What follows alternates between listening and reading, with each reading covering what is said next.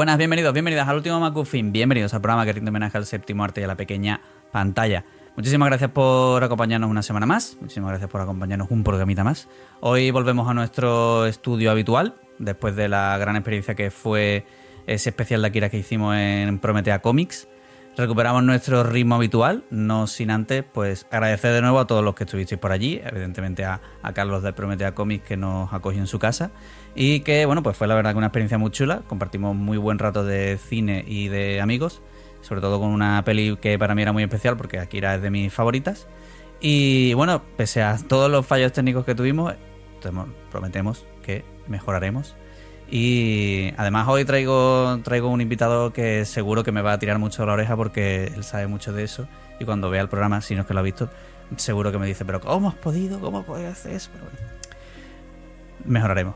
Esta semana volvemos con un plato fuerte, con un plato bastante complejo, intenso. Hoy vamos a hablar de una de las mejores películas de 2025, aunque la hemos visto ahora. Hoy vamos a hablar de Resurrection de Began y además, como he dicho antes, hoy va a estar por aquí con nosotros John Rivero de Amantes de Uyuni, pero todo eso será después porque antes, como siempre, os recuerdo que el último McGuffin está disponible también en formato podcast, tanto en iVoox como en Spotify y Apple Podcast, y que si ya nos escuchas en formato podcast, pues aprovechamos para recordarte que estamos todos los jueves a las 8:30 por aquí en directo en YouTube, donde además pues se queda el programa completo por si queréis verlo como cuando queráis, particionado, si queréis saltaros partes o queréis ir directamente a lo que os interesa, sea en el formato que sea. Lo que ya sabéis que nos ayuda muchísimo, que os suscribáis, que compartáis, que deis like a este contenido, que si el algoritmo por casualidad ha aparecido en tu camino, pues algo significará y que es de muy agradecidos el que compartáis este contenido. Que muchísimas gracias de corazón a todos los que ya formáis parte de esta pequeña gran comunidad y que si queréis ir un pasito más allá, si queréis comentar, debatir y proponer ideas sobre cine y series, pues también tenéis nuestro canal de Telegram, que es un espacio abierto para cuando queráis y seguir ampliando conversación, pues ahí lo tenéis. Que no me olvido de nuestros amigos de AT7, que evidentemente hoy tienen un protagonismo especial porque gracias a ellos hemos podido ver esta película. Ha sido muy grata sorpresa el que nos hayamos podido encontrar esta peli aquí en nuestros cines y desde aquí pues evidentemente mi agradecimiento particular, que ya lo hago todas las semanas, pero esta semana pues quería apuntillarlo. Que ya sabéis que son los mejores cines de toda la provincia de Cádiz, están aquí en el puerto de Santa María, en el centro comercial Vallamar, y que bueno pues ya tienen salas súper chulas con butacas de última generación, con sonido envolvente, todo en formato premium. Es una experiencia chulísima e inolvidable. Y también quiero aprovechar para también volver a estrenar nuestra cuña de los amigos de Prometea Comics, que ya sabéis que bueno pues han empezado a colaborar con nosotros, que si os gustan los cómics, si os gustan las buenas historias, aquí en el puerto de Santa María, en Vista Hermosa, tenéis el lugar donde os van a atender perfectamente con novedades, con clásicos, con el mejor asesoramiento por si queréis descubrir cositas nuevas.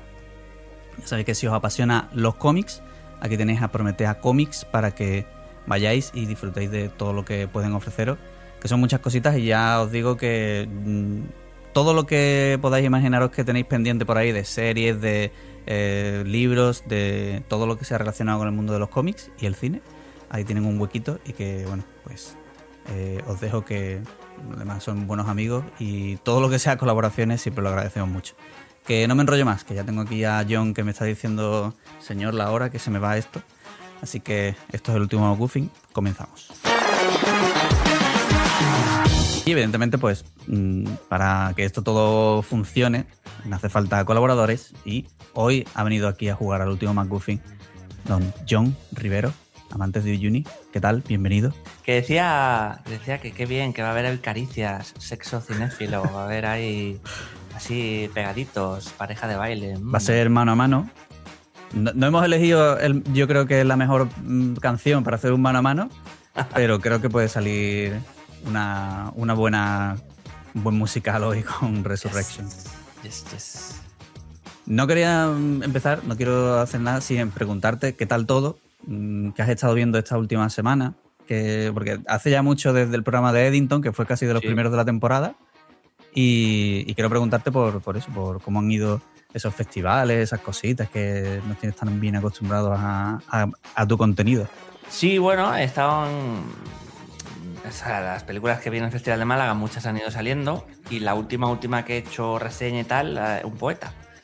Luego está viendo, por ejemplo, series como Half Man, la peli esta de Richard Gatt, de Berreno, pero de estreno y tal, así la última va Un poeta, que me flipó y que fue directa al top 1 de ese sitio, de ese templo que nos gusta a los cinéfilos de Letterboxd, ¿no? Lo mejor de...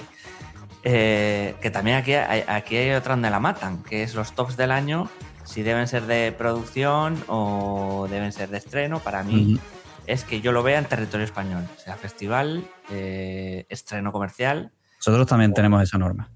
Para top mí es de lo que se ha visto en España. Claro. Estreno España. Porque si no, es un poco rollo porque, claro, aquí también conformamos mucha gente, no soy solo yo, y hay mucha gente que no va a festivales fuera y dice, no, Resurrection no puede entrar en el top de 2026 porque yo la vi en 2025. Claro. Pero bueno, ya. Bueno. Y para mí el top que hice en diciembre sí entró, porque claro, la vi en territorio español en un festival. Mi regla es esa, y creo que la regla de cada uno es la que debe prevalecer. No hay una sola manera de... Me parece además muy talibán lo de año de producción o año de... No, cada uno como considere, si lo aclara, es decir, mi top es por esto, y de esta manera. Y qué bien iría el mundo si la gente no fuera tan tiránica, ¿no?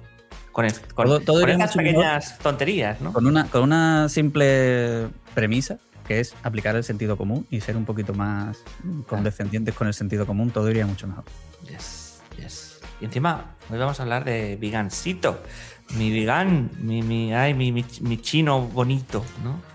Pequeñito, ¿no? Que además yo tuve la suerte de estar 1 minuto, 2 minutos a su lado, y entonces yo siempre lo digo, esos momentos que tú, pues, o sea, cuando estuvimos Rick, Universo Lumiere y yo con él, es la segunda vez que la vimos, ya después en Valladolid, en Seminci, y entonces, claro, ya... O sea, la primera fue como el golpetazo y la segunda ya fue como la confirmación.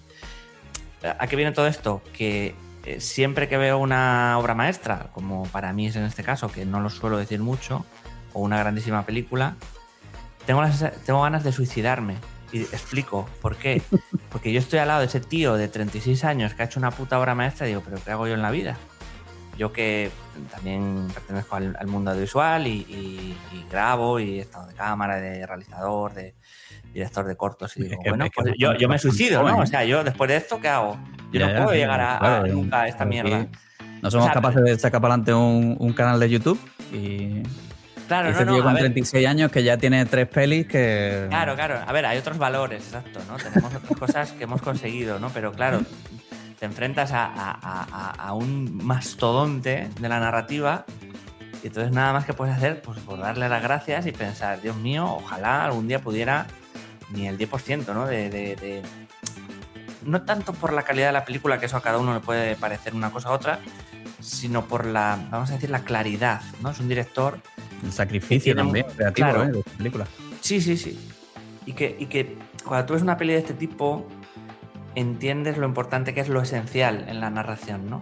Que cuanto más va al corazón de las cosas, para mí, más llega o más impacto emocional, más allá de que te emocione la peli. No va de eso, digo impacto emocional de la experiencia de como esto, si tú no lo ves en cine, esta película, te has perdido todo, absolutamente. O sea, no tiene nada que ver verlo en cine, verlo en casa. Como tantas otras, ¿no? Como otros tantos cineastas o otras tantas historias. Y es una peli que pide de ti, pero que, por ejemplo, no se entiende, no sé qué. No. Yo no creo que sea una película difícil, ni una película... Es una película que por momentos es espesa, pero no es una película indescifrable, rollo experimental, para mí no. Y creo que la gente se está subiendo a ese barco de, qué difícil, que no entiendo muy bien. A ver, no. Creo que en general es una película que se entiende bastante bien. Sí que es verdad que una película que se mueve a través de conceptos, de ideas, más que de acciones físicas como en cualquier película, pero bueno, que pertenece también a mucha esfera del cine oriental, ¿no? Que el cine oriental también tiene otra sensibilidad, otra mirada. Creo que tiene más que ver eso, y que creo que tiene más que ver con que mucha gente no está acostumbrada a ver un cine fuera de lo usual o de la narrativa clásica o académica o bla, bla, bla, ¿no? Claro, por eso te decía del sacrificio creativo que supone también esta película para un director como el que... Yo te quería preguntar si cuando llegó a a Valladolid, estaba ya todavía un poco la película más en verde, ¿no? No había hecho todavía ese estallido, ¿no? Que supuso o que supone ahora, que está todo, mucho, por lo menos, está todo en boca de críticos y demás, y prácticamente son unánimes. Salvo alguna que he leído por ahí que tenía algún tinte un poquito más negativo, pero prácticamente es un anime que la crítica lo ha bastante bien. Sí, yo creo que ya en Valladolid sí que venía con esa ristra detrás, con ese efecto que venía de Cannes.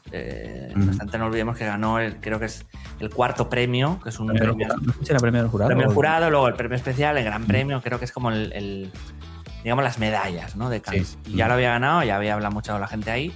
Sí que es verdad que se enfría un poco y luego ya llega a Valladolid, por lo menos en España, muchísimas ganas, mucha gente quería verla, o sea, es la película que más me importaba sacar entrada. También en esta cosa a veces de los festivales, de la gincana, de saca la entrada, esta es una cola virtual, bla, bla, bla. Y entonces pude sacar para ese primer día, no pude sacar para el segundo, pero lo cambié por una entrada que yo tenía además de Hamnet, así, intercambio de cromos, que también era otra gran esperada, y que también plantea esta cosa interesante de los festivales en España de ser casi de forma exclusiva los únicos porque tienen contratos de exclusividad, como pasó de Brutalis o tantas otras. Me parece interesante que la gente se interese por ir a un festival porque nada más que la ponen ahí, pues eso, 4 o 5 meses antes, o por Cines en Sitges o ejemplo. De las grandes bazas, ¿no? Por lo menos el reclamo de estos festivales tiene que ser un poco eso, ¿no? Y bueno, claro, la capacidad también luego del festival de traerte al director, de poder sentarte con él, tan tranquilidad, la cercanía, el hecho de poder dejar a los creadores de hacer un poco su trabajo, ¿no? Y a los críticos, evidentemente, de hacer también el suyo. Y que además, Valladolid, yo lo descubrí ya el año pasado con The Brutalis, me parece uno de mis festivales favoritos, por el cuidado que tienen en la programación, porque la apuesta es innegociable. Es decir, no es un festival de cine de autor y ahora te mete una película de Pixar, que me encantan las películas de Pixar, pero para que me entiendas, en la línea editorial no hay locuras, ¿no? De, joder, esto es ahora una peli de acción, así de...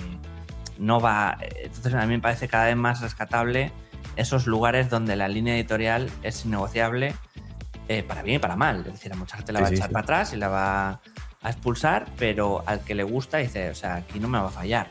Es como cuando tú vas a tu bar favorito en tu ciudad, que ponen una música que te gusta mucho y que tiene ciertamente algo que no hay en otros sitios, ¿no? Pues un poco es eso, ¿no? Ese otro de los templos, ¿no? O otro de los refugios, me gusta más esta palabra, de pensar en cuanto a cuando tú vas a un festival, que no solo estés feliz por ver películas, sino que de alguna manera representen lo que tú consideras en general como gran cine, ¿no?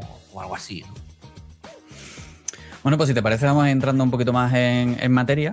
Vamos a hacer esta pequeña introducción, porque evidentemente Resurrection es una película y una parte de una premisa fascinante, yo diría tan fascinante como inquietante, ¿no? Que es que en un futuro donde la humanidad ha renunciado a soñar a cambio de la inmortalidad, todavía existen seres capaces de hacerlo, aunque esos sueños puedan deformar un poco el tiempo, la memoria o incluso la propia realidad, ¿no? Es un territorio entre la ciencia ficción, el cine fantástico, el melodrama. Es también un poema visual. Vigan construye una experiencia prácticamente sensorial que habla del deseo, de la imaginación y del poder del cine para resucitar aquello que parecía perdido. Y bueno, pues hoy vamos a intentar debatir sobre esa narrativa, esa apuesta formal, la relación que tiene esta película con la historia del cine, que también creo que es muy interesante, la frontera entre fascinación y desconcierto.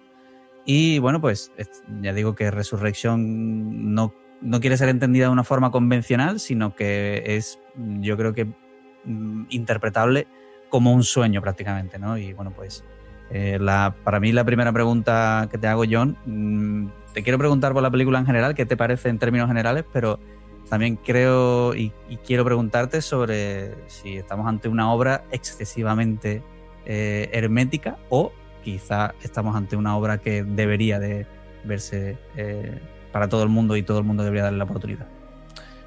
Yo creo que pasa con Resurrection esto a veces que pasa con muchas pelis, que se dice tanto, ¿no? O entras al juego de primeras o estás fuera. Y creo que más que por la preparación, la herencia audiovisual que tengas, el callo, creo que tiene más que ver con un estado de ánimo. Y me explico. todos podemos tener amigos y amigas que tú no les recomendarías ir a ver esta peli. No por mala o buena, sino porque tú dices, este no es para esto. Entonces sí que creo que tiene una textura más que hermética, no creo que es una peli hermética, pero sí que es un tipo de película que pide de ti. Y eso a la gente actualmente le cuesta, porque creo que el modo de consumo nos hace ser vagos. Es decir, la manera en que muchas plataformas, vamos a hablar de cualquiera, Amazon, Netflix, la manera genérica de que te plantea una peli es como 10 de la noche, no quiero pensar, pim pam pum. Yeah. En general. Luego está esta cosa del archivo que es muy interesante, de que tú puedes ir buscando y encontrando joyas y tal, pero sí pertenece a esa estirpe de películas de lo que yo considero una gran peli, que te haga preguntas, que te haga reflexionar en algún momento, ¿eh? No digo que tú ya vayas con el preámbulo de que, uy, qué difícil, pero sí que vayas con la gabardina abierta, casi como un exhibicionista, tú, de decir, a ver lo que venga. No, pero me hace una pregunta que me la haga, ¿sabes? Que tú durante la película estás continuamente haciéndote preguntas. Claro. Lo primero es por qué estoy viendo tantos tipos de películas en una película en sí. Claro. ¿Por qué es lo que quiere contarme? ¿Por qué esta persona aquí de repente? ¿Por qué esto así de esta manera? ¿Qué significa esto? ¿Qué significa eso? Es una película que a ti constantemente te está retroalimentando a base de preguntas, que el hacerse preguntas en una película creo que es una de las funciones básicas, ¿no? Del hecho de decir, ¿qué está pasando aquí? Y del arte y de todo. Incluso un cuadro que no te gusta, un concierto que no te gusta. Tienes que plantearte por qué te está sacando. Es decir, prefiero que algo me saque, que algo me genere rechazo, a que no me genere nada. Creo que cuando nos generan cosas, el arte, las expresiones artísticas, más allá de que sean buenas o malas, es que no están mal de todo, porque te está planteando o una barrera o al revés, un acercamiento y entregar tu corazón a esa peli, ¿no? Entonces también creo que tenemos un debe como espectadores de no pensar tanto en nosotros y pensar mucho en lo que nos llega a través de los ojos. En el sentido de, hablo de una película porque sí es ojos y oído y más sentidos, pero de primeras ese impacto es visual. Entonces, de pensar o de repensar un poco que las películas no están para ser cómodas, para ser un asiento cómodo. Las películas son una historia que alguien te cuenta, un punto de vista, una serie de, no sé, situaciones y una serie de ideas y tú las acoges o no. Entonces, en cuanto creo que pensemos más ahí que pensar en, uy, es que me han dicho que es otro gran problema, expectativas, lo que se dice, es decir, el espíritu crítico deja de estar en ti y empieza a pertenecer al imaginario colectivo en vez de al tuyo. Claro. Creo que el acceso a las cosas y la manera es que te lleguen, tú las proceses y tú a partir de ahí decidas y hagas un juicio, el tuyo, único, singular. Entonces creo que ahí este tipo de películas también te enfrenta a que, sea que te guste o sea que no, ocurra ese hecho de esa manera. Es decir, de afuera adentro, no de dentro a afuera, de decir, porque entonces ya vas con un prejuicio de, uy, es que hoy no tengo el día. Y un prejuicio es una excusa. Claro. Es que me dijeron que no sé qué y claro, tenían razón.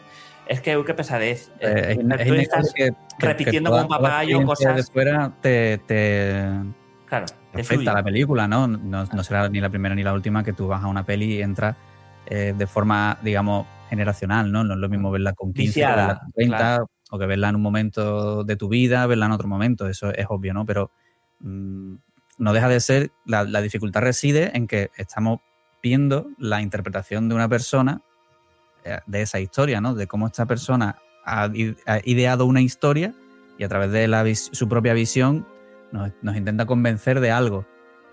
Ya está en nosotros el decir, vale, pues sí, voy a entrar. Voy a ver claro, y de jugar, ¿no? Como niños, ¿no? Es decir, voy a jugar hasta que me harte, pero vamos a jugar de primeras. No juego a la pelota. En el momento que tú le das a play o que te metes en la sala, evidentemente esta película es una película de sala, porque en casa es mucho.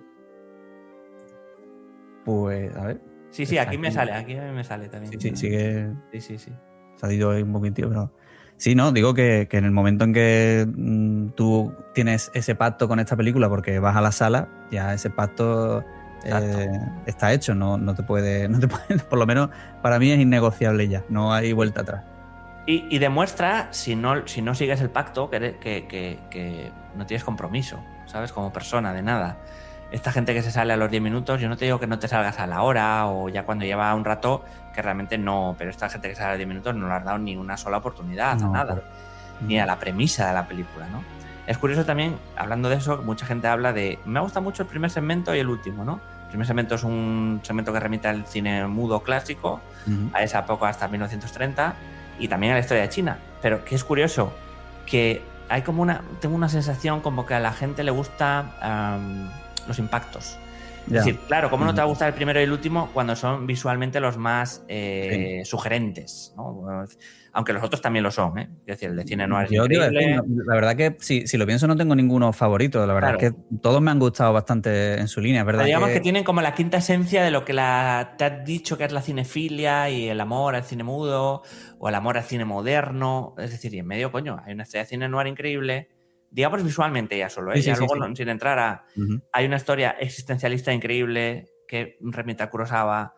Hay también, joder, el cuarto segmento de las cartas es muy blockbuster para mí. Es el que mejor se entiende, el más llano, el más académico, cine de los 80, cine de los 90, y dices, joder, más pasional también, ¿no? Un poquito más de... Ahí con ese sentimiento más abierto, ¿no? Como muy... de gran público. Por eso digo que es una película que contiene muchas películas. Es decir, hay algo en algún momento de la película que te va a gustar, porque no es una cosa, yo qué sé, Leos Caras, hay críptica todo el rato, o Gaspar Noé, que el estilo es como muy... o sea, como muy potente de una manera, ¿sabes? Que eso te entra... No, es una película que no es, no sé, que incluso te podría decir agradable en muchos momentos, ¿no? De ver. Situar un poco a la gente en más contexto, la película plantea eso, es como un viaje. Prácticamente el primer capítulo se podía considerar un prólogo. Sí. O por lo menos yo tuve esa sensación de que era más prólogo que otra cosa. Y luego son varios capítulos que, bueno, hacen ese viaje por la historia de China y del cine en sí. Y cada película podría ser prácticamente un extracto, ¿no? del cine de cada época, ¿no? Se establece más o menos cada 20 años, porque creo que él lo dice en algún momento en la película, no, si no recuerdo mal, me corriges tú. Que, sí, lo dicen, es cine mudo, luego años 40, años 60 que se dice, la de las cartas no se dice, pero es claramente 80, 90, y luego el último que es el fin del milenio, o el cambio, ¿no? De los 90 2000. O sea, que tiene mucho sentido. Claro, también oía mucha gente, joder, es que si fueran en otro orden, es que no puedes en otro orden. No, si estás aludiendo a la historia como historia de años, si lo saltas, ¿qué cojones estás haciendo? Tiene sentido luego, más así. No es una unión de historias diferenciadas, hay un nexo en común, que es la figura del delirante. Que aquí es donde te quiero preguntar por este concepto de inmortalidad, sueños delirantes. A mí como concepto sci-fi me parece magnífico, y de cómo introducir este concepto sci-fi en un contexto de películas totalmente alejado de lo que es el sci-fi actual. Y no sé qué te parece a ti, pero a mí me ha parecido súper interesante, por lo menos fascinante, ¿no? De cómo hay personas que en un futuro donde ya se ha conseguido un estado onírico perfecto, la gente ha renunciado a los sueños por la inmortalidad. Claro. Sí, podríamos hablar de utopías, distopías, todo esto que está tan... tiene tanta relevancia, ¿no?, en la historia de ciencia ficción. Pero claro, yo creo que la juxtaposición de poner... ¿Cómo decirte? ¿Desde dónde nos están hablando? ¿Es un futuro, no sé qué? ¿Es 2100? ¿2500? ¿Qué cojones es?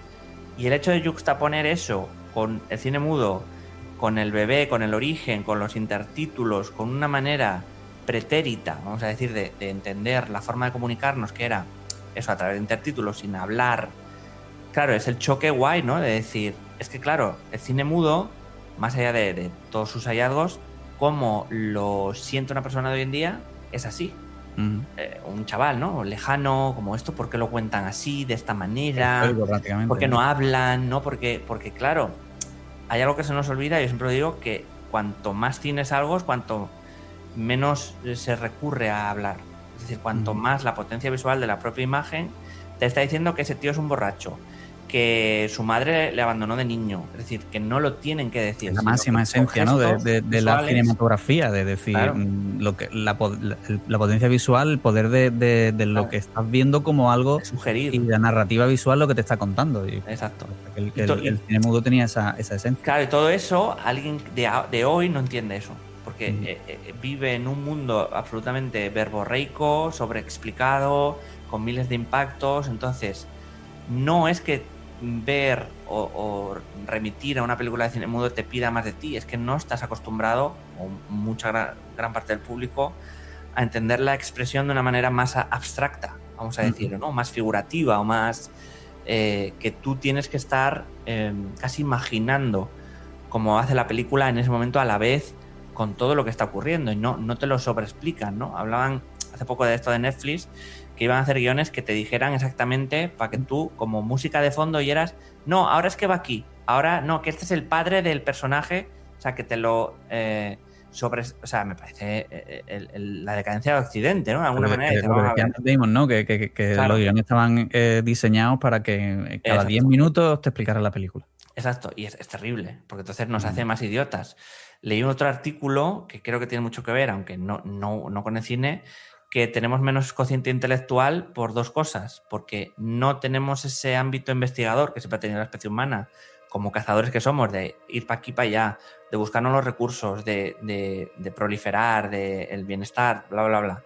Pero sobre todo porque no descansábamos, es decir, dormíamos menos, y todo eso hacía que el cuerpo no pudiera regenerarse, descansar, activar la memoria a largo y corto plazo, es decir, todo ese mundo de de pachinko, ¿no? De pum, pum, pum, pum, pum, nos está volviendo imbéciles, porque dejas, digamos, tu manera de ser, tu manera de expresarte, tu manera de entender el mundo en manos de las imágenes o de otros, claro, que tiene que ver mucho con la manipulación y con cómo las utiliza también en la comunicación de los mensajes, las fake news, todo eso. Entonces creo que tiene mucho que ver también el hecho de ver esta película con escapar de toda esa maraña en el que la imagen es videoclip, en el que es como todo se cruza, todo es enmarañado, y una peli de esta que pues, puedes tener un plano de 1 minuto, 2 minutos mantenido, pues yo entiendo a mucha gente, no es que le cueste, es que no está acostumbrada a sentir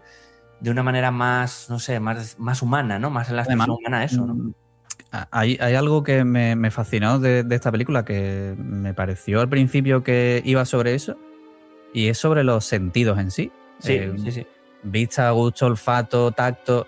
Es una peli muy de esa sensibilidad, ¿no? De esa sensorialidad, que no sé si esa palabra existe, pero me pareció que al principio iba sobre eso, porque yo parece que lo sentía. Era como el primer capítulo del prólogo era todo visual, todo tal, y luego también hay uno que tiene relación con el tacto, otro con gusto, otro con el oído, el del noir, claro. Y yo en ese momento estaba siendo capaz de sentir la película a través de esos sentidos. Y digo, me parece fascinante cómo ha sido capaz de llegar Vigan a este punto. Sí. Y me parece muy reseñable, que luego, evidentemente, no sé si era el propósito o no de esta película, pero que es algo como muy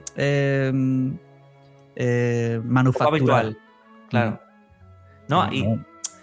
Y existe esta cosa también de las películas de, ¿cómo decirte? Los términos, digamos, como espectador, dónde tú estás colocado, dónde está la película, ¿no? De que te deja respirar, de que te deja mirar a los ojos al personaje y sacar una conclusión, de también, por lo tanto, eso te genera otro silencio, no porque haya silencio, no, sino porque el silencio naturalmente aparece en la conversación, en la expresión de la película. No el silencio de los personajes porque se callen, sino el silencio de deleitarte, de ver, o sea, de no mirar, de ver todo el espectro, todo el plano, todo el landscape, toda vamos a decir, o sea, pertenece como mucho a esa sensación de viaje, de que tú, te habrá pasado, ¿no? Abres Instagram, los típicos blogs de viajes, y es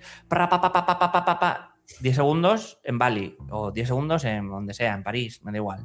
Y tienes la sensación de que no te ha dicho, no sabes qué tipo de ciudad es esa. Y esta peli tiene esta cosa, en otro orden de cosas, de decir, joder, pues el templo budista siento su peso, siento su solemnidad, los escenarios, la dirección de arte del segmento noir.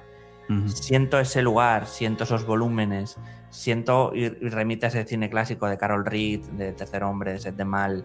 Siento ¿cómo decir?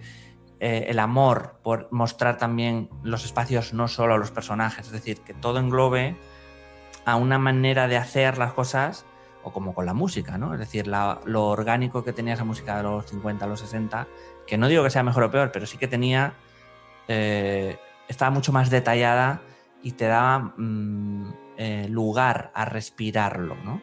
Y en todos los segmentos ocurre, incluso en el plano secuencia, que vamos casi sin corte. Yo creo que, bueno, aunque haya, para mí hay 2 o 3 cortes al final, pero bueno, que esa impresión de lo moderno, ¿no? Todo te acompaña, es decir, tú estás al mismo término que la peli. Ni la peli está por delante de ti y te está engañando, ni la peli está por detrás para hacer un subterfugio, ni tú, o sea, tú vas como de la mano con la película, y creo que eso es lo más difícil actualmente en una peli, y que exista esa complicidad de decir, hay un tipo que te deja respirar, que te deja observar, que te deja reflexionar, que para el tempo.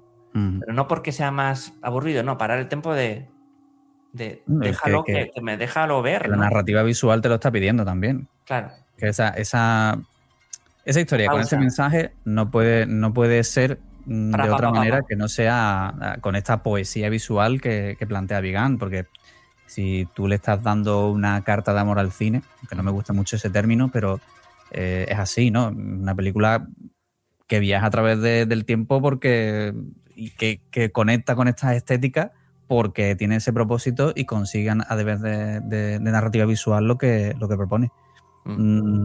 Yo te quiero preguntar una cosa, y aunque sé que es una película a la que llegamos y la abordamos desde ya una perspectiva y un posicionamiento positivo, porque vamos con ganas de querer ver esta película, siempre hay un momento de miedo de a ver qué me voy a encontrar, ¿no? Entonces, ¿en qué momento te gana a ti esta película? ¿En qué momento dices tú, estoy dentro, me dejo llevar, hazme lo que quieras, Vigan? Hombre, es curioso porque a mí en el primer momento ya me tiene. Sí que es verdad que considero, para mí es una obra maestra, pero sí que tiene un lado imperfecto en cuanto a que creo que hay valles en la peli, ¿no? Por ejemplo, el segmento del cine negro me ha acabado gustando mucho, pero de siempre ha sido el que menos me gustó de todos, siendo que me gustaban todos, ¿no? Porque sí que creo que ahí hay un punto más farragosillo, más espeso, deliberadamente, evidentemente. Pero claro, hay esta cosa también de que el primer segmento, esos 20 primeros minutos, yo estoy tan deslumbrado que es como cuando te enamoras, ¿sabes? Es decir, aunque te diga una frase rara, tú estás onnubilado, estás como, Dios mío, qué persona esta, ¿no? O sea, písame la cara si quieres, ¿no? Entonces hay como esta sensación de que estás enamorado. Y aunque la peli por momentos es verdad que es un poco más valle, tú quieres seguir sabiendo, quieres saber de esa persona, ¿no? Es que para mí es como un enamoramiento, ¿no? Y luego consideras, conforme acaba, que todo lo que habías pensado, que también es algo muy bonito, todo lo bueno que habías pensado se cumple, pese a todo, ¿no? Es decir, no hay realmente algo muy mal que digas, joder, aquí está castaña. No, es como han sido detallitos, momentos, 2 minutos por aquí, 1 minuto por allá, ¿no? Pero que en general también forma parte también del carácter de cualquier autor o autora de cómo expresa. Es decir, no puede expresar exactamente como nosotros queremos, ¿no? Sería una tiranía también. Entonces creo que sí que en ese primer segmento me gana. Luego bajo un poco, estoy a expectativa. En el templo subo, en las cartas subo muchísimo, y en el último estoy dando palmas con las orejas de, bueno, hasta luego, ¿no? O sea, esto qué maravilla es, ¿no? Y por ejemplo, en el segmento de las cartas sí que tengo sensación de no solo que esté dentro de la película, sino de la película me pertenece, va a formar parte de mi vida, de mi cabecera, de mis pelis, mis 4 favoritas de Letterboxd, ¿no? Estas cosas, ¿no? Hay algo que ahí yo entiendo que es gran cine.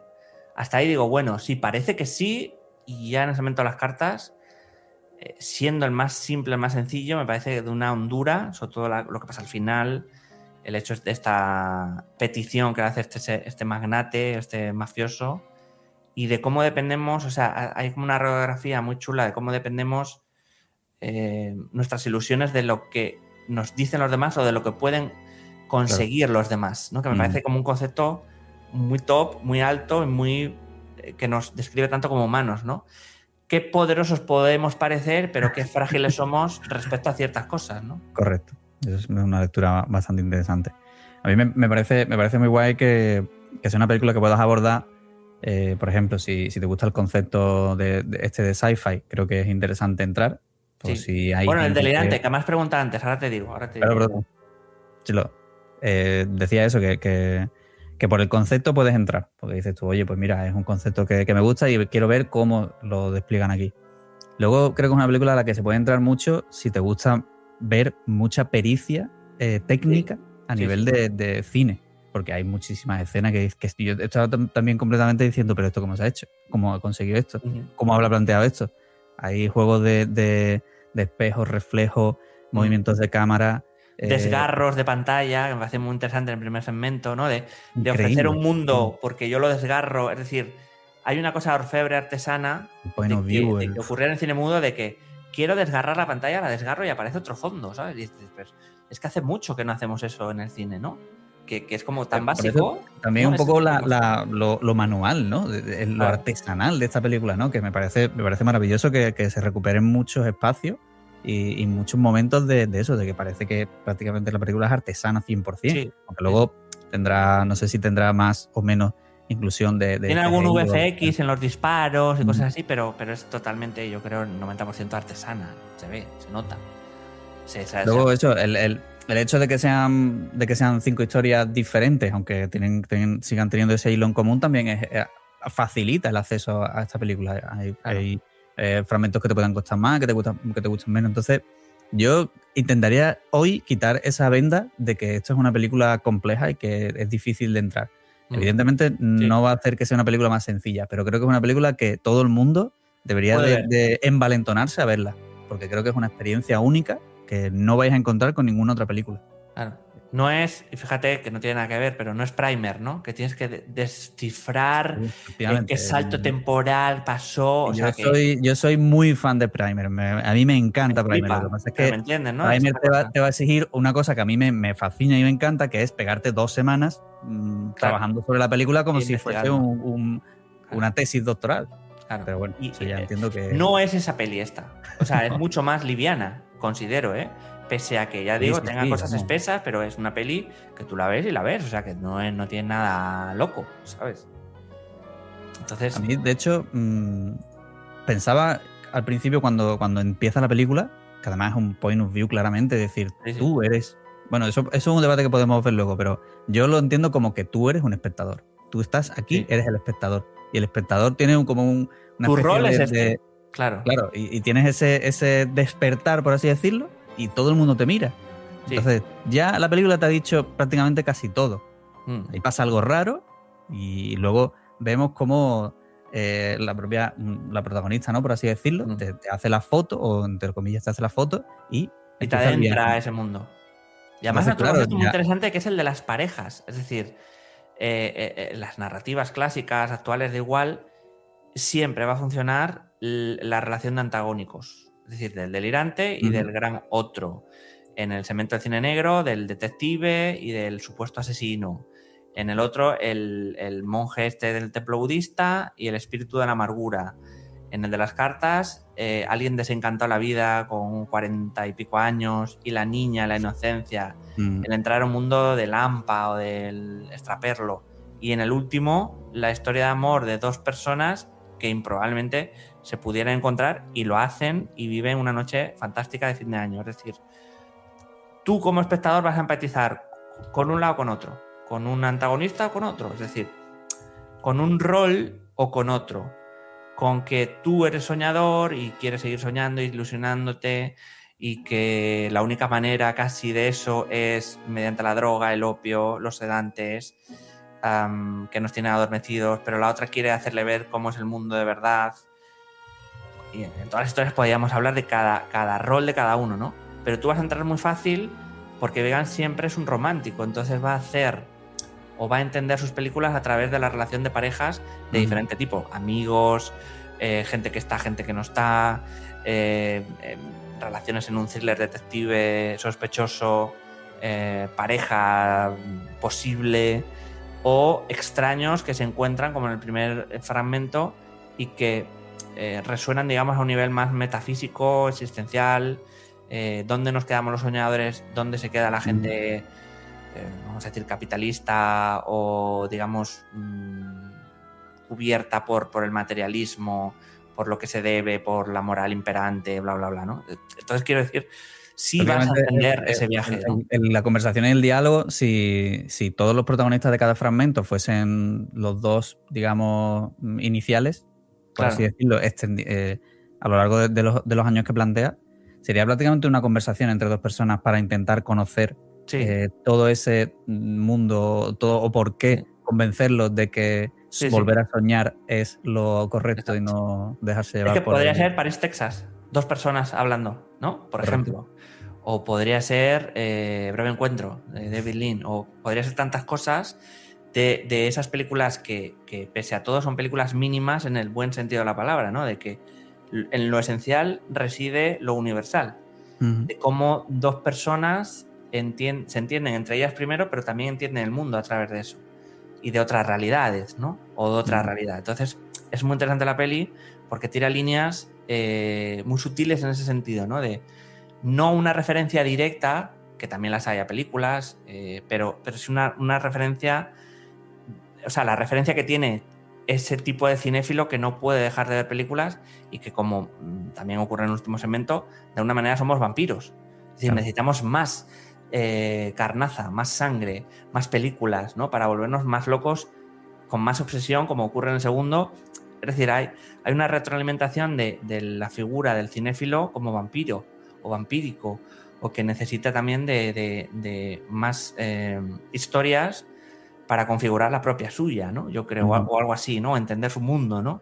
Que también es, yo creo, tú, cualquier cinéfilo, nosotros entendemos mejor el mundo a través de las películas, porque nos han adentrado en historias concretas que no conocíamos del todo, vicisitudes, todo esto de lo humano que no te hace... Ni la primera, ¿no? Ni la última película que utilizas o te impacta tanto que al final pasa a formar parte de ti. Claro. Yo lo reconozco que a mí ha habido películas que me han inspirado, que me han servido para afrontar cosas o para entablar, yo qué sé, formas de cómo llegar a un sitio, hablar con una persona, afrontar problemas, afrontar retos. Yo no me voy a engañar, porque es verdad que ha habido películas que me han ayudado a eso. Y de hecho esta película es una de las que te ayuda a profundizar un poco más en cómo tengo yo una relación con respecto al cine y con respecto a cómo veo películas y qué películas veo. ¿Cómo lo afrontas? Porque el hecho en sí de decir voy a ver Resurrection ya es un ejercicio de salir de lo convencional, de obviar lo comercial frente a... Y creo que la es una apuesta. Te ayuda a eso. Y no sé, vamos, yo te digo que me parece un ejercicio casi suicida por parte de Vegan, pero me parece que es necesario. Porque claro, y además, fíjate que lo has dicho, suicida, yo te diría y añadiría desde nuestros estándares europeos. Claro. No creo que él esté pensando, ni en general, en mucho cine oriental de autor, ellos simplemente imaginan, hacen y comunican. Y en el hecho occidental, europeo, Estados Unidos, estamos obsesionados con cómo va a resultar la cosa, cómo se va a ver. No, hazlo. Si puedes, si tienes la oportunidad y te dan el dinero, perfecto. Pero no creo que sean gente que piensan, es decir, se habla mucho de Lynch, ¿no? Que siendo norteamericano no rodaba, soñaba. Entonces el tío soñaba cosas y las plasmaba en pantalla. Y tuvo la suerte de que tuvo una aceptación y ok. Pero no pensaba en lo que debía ser. Pensaba en lo que le pasaba por aquí y en comunicarlo, que creo que es la expresión más honesta del ser humano, de decir, aquí no hay filtros, esto es lo que quiero comunicar. Es que no es que lo que quiero, es que me sale, me brota así y lo pongo en pantalla. Entonces, este tipo de autores creo que es interesante que sigan existiendo para todos los demás occidentales que están más preocupados en cómo resultará la película, su ritmo, la duración, los actores que cojo y bla, bla, bla. Es decir, de nuevo, como hablamos antes, son excusas para no hacer caso a lo que te pasa y te late, ¿no? Y ahí creo que es inconmensurable que tengamos gente que haga eso hoy en día. Hombre, es un... A mí, por lo menos, particularmente, ahora te hago otra pregunta que tengo aquí apuntada.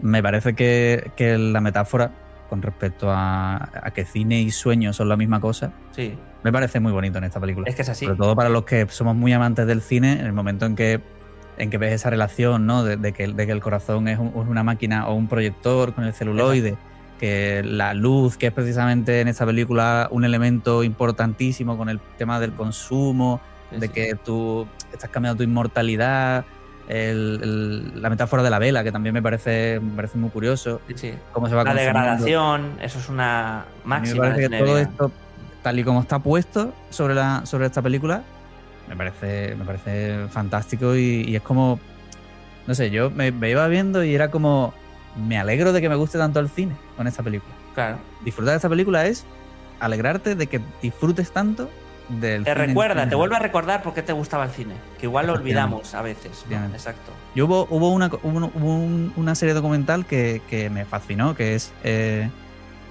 ¿cómo se llamaba? Joder, se me ha olvidado el nombre. Bueno, ahora lo busco. Y me pasaba exactamente igual. Veía capítulo tras capítulo y me... ¿De cómo se hacían las películas? ¿How Made Movies o algo así? Bueno, luego es que muchos, claro. Pero... Bueno, pero tenía un nombre bastante común, pero ahora no me sale. Pero me pasó eso también, ¿no? Que iba viendo todo capítulo tras capítulo y te iba recordando que efectivamente por qué te gusta tanto el cine y en base a qué. Y cuando logras conectar ese enchufe, es una maravilla. Y eso, otra reflexión interesante que es ¿qué nos ha pasado para que nos deje de ilusionar muchas veces? Ahí es donde yo quería, ¿no? Ahí es donde quería yo llegar. Si esta película habla sobre la muerte del cine, que el cine lleva muriéndose muchísimos años, no te diría que 10 ni 20, sino 80, 90, incluso 100 años. Si el cine está muerto y hacen falta estas películas en este momento determinado para volver a enamorarse del cine. Es que nunca murió. Es decir, como se dice, el teatro está muerto, las artes la música, concretas, la escultura, la pintura, nunca está muerta. Está más viva que nunca porque siempre habrá voces, nuevas maneras, nuevas formas, sobre todo nuevas hibridaciones. Es decir, el teatro está muerto y llega el teatro contemporáneo con pantallas, con proyecciones, con una relación entre teatro y cine y en los años 80, 70 incluso, y sigue habiendo creadores, maneras de... El tema es que el espectador medio pueda llegar y conocer todo eso y que sobre todo no le dé pereza. Yo creo que hay mucha pereza, ¿no? Lo que me gusta siempre, aquí tranquilito, mi zona de confort, y dicen, vale, pero a veces hay que salir un poco de probar. Igual no te gusta 1, y 2, y 3, y 5, y 10, pero igual a la 11 dices, hostia, aprecio el teatro contemporáneo, o aprecio el cine experimental, o, uy, ahora me gustan los cortometrajes, y antes no. El hecho de ver y de experienciar, nunca mejor dicho, es el que te va a dar la medida de realmente si algo está bien o está mal para ti. No lo mismo, volvamos a decir, no porque te digan que esto es una locura o una excentricidad, o lo es, ¿no? Porque además hay mucha gente muy influenciable en ese sentido, ¿no? Es que 2 amigos me han dicho que Resurrection, qué pesada de película. Bueno, vete a verla, decide tú, ¿no? No sé, considero yo, porque si no lo otro, no sé, eres un paria, creo. Es como, vamos a ver, te dejas llevar porque yo no me convence nadie a mí. O sea, no me va a convencer ni aquí ni dentro de 100.000 años. Yo, si tengo la firme convicción de ir a ver algo o no ir a verlo, la tengo yo. Me da igual que me digas tú, que me diga Alejandro Calvo, que me da igual.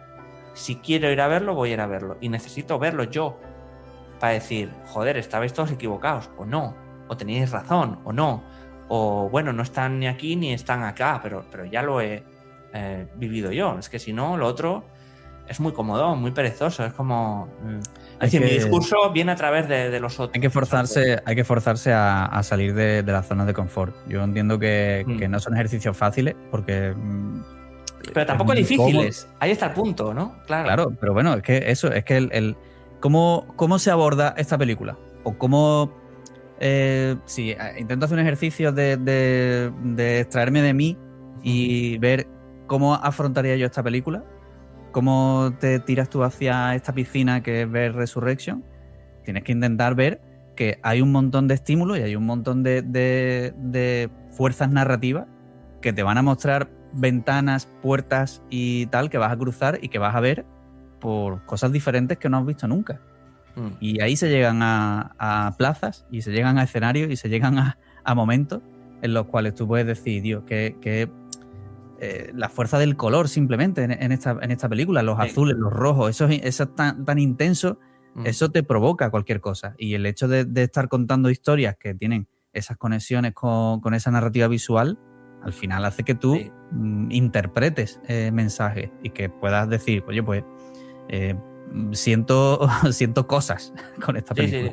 Y de eso no vas a llegar con otro tipo de productos que no sean con estos que fuerzan un poco el salir de esa zona de confort. Y porque el lado artístico es innegociable, como decíamos, ¿no? También, es decir, no es que te imponga la manera de... Pero la película es tal cual es. No está fabricada, manufacturada a un nivel ya exagerado, ¿no? Como... No se percibe como que tenga los artificios para decir, qué guay, venga, final del primer acto, guay, no sé qué, está todo presentado, tal. No es académica en ese aspecto. Prácticamente es que no se preocupa muchas veces ni de decir nombres de personajes, ni qué hacen, ni qué dicen, ni nada. Simplemente suceden cosas y pasan cosas porque hay un nexo en común y te quieren mostrar esa sensibilidad particular que tienes con una historia. Una historia contada a través de la potencia visual que plantea Resurrection o que plantea Vigan. Y que hay esta cosa también, ¿cómo decirte?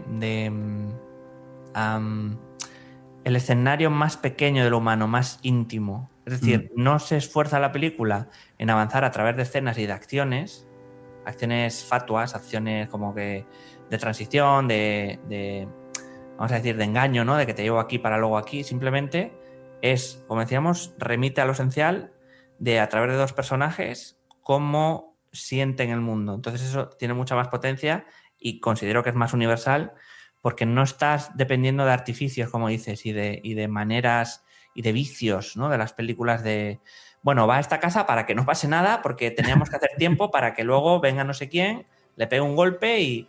Quiero decir que no se trabaja a través de la acción, se trabaja a través de la mirada y del sentimiento interno de los personajes, también en un escenario paradójicamente muy mental. Me explico, casi todas las películas son muy interiores. Interiores digo, aunque esté el templo y es un exterior, pero me entiendes, ¿no? O sea, es un escenario íntimo, casi de cámara, ¿no? Como de concierto de cámara. Menos el final, que es verdad que recorre más la ciudad, pero todos los demás... Es muy pequeño, ¿no? El sitio, ¿no? Es algo que acabo de caer, porque que sí que es verdad que lo has dicho tú, que parece que siempre estamos acotados, ¿no? Claro. Todas las historias parecen que están acotadas y quizás está acotada por el preciso o por el concepto en sí que plantea, claro, ¿no? De decir, tienes que salir de este, digamos, pacto que has hecho de no soñar para dar el salto, el delirio ese para tú... Claro. Abrirte, ¿no? Y quizás la película lo plantea de esa forma, porque incluso en el plano secuencia, todos los sitios que corren de la ciudad está todo como muy encuadrado, ¿no? Hasta que cogen un barco, dices tú. Exacto. O sea, siempre hay como marcos, además los personajes pasan fuera, por marcos. Exterior, vale, pero está todo muy enclaustrado y incluso a veces da la sensación de claustrofóbico, porque los espacios son a veces muy pequeños o demasiado, ¿no? Un recoveco por el que entra. Un escenario, un tal, son todos muy tal. Pero creo que tiene que ver, Miguel, fíjate, con la manera esencial de cómo soñamos, de cómo imaginamos, de cómo lo que decíamos, ¿no? Cómo se establece en el espacio mental. ¿Por qué? Porque la mente puede ser el universo más grande, pero lo mental siempre está dentro de aquí. Claro. Es decir, puede ser una simulación, lo que quieras, pero puedes estar encerrado en la idea de algo o alguien. Es decir, hay una sensación, sí, no de prisión, pero sí de espacio pequeño. Sí. Porque de esa manera, al apretar, digamos, a los personajes, aunque sea un escenario grandísimo, el templo budista es muy grande, ¿no? Pero los aprietas y hacen que se vamos a decir, se desarrollen a través de la presión de un concepto que es como muy loco, que desde lo mental estás como en algo muy pequeño, ¿no? O sea, entonces creo que tiene hay algo mucho valor, porque puede ser el mundo más grande, o lo que dices, la ciudad es grandísima, el recorrido es grandísimo, pero siempre están en algo también que es el cine, que está dirigida a la mirada. Es decir, cada vez que te ponen un plano, el director te dice, mira aquí.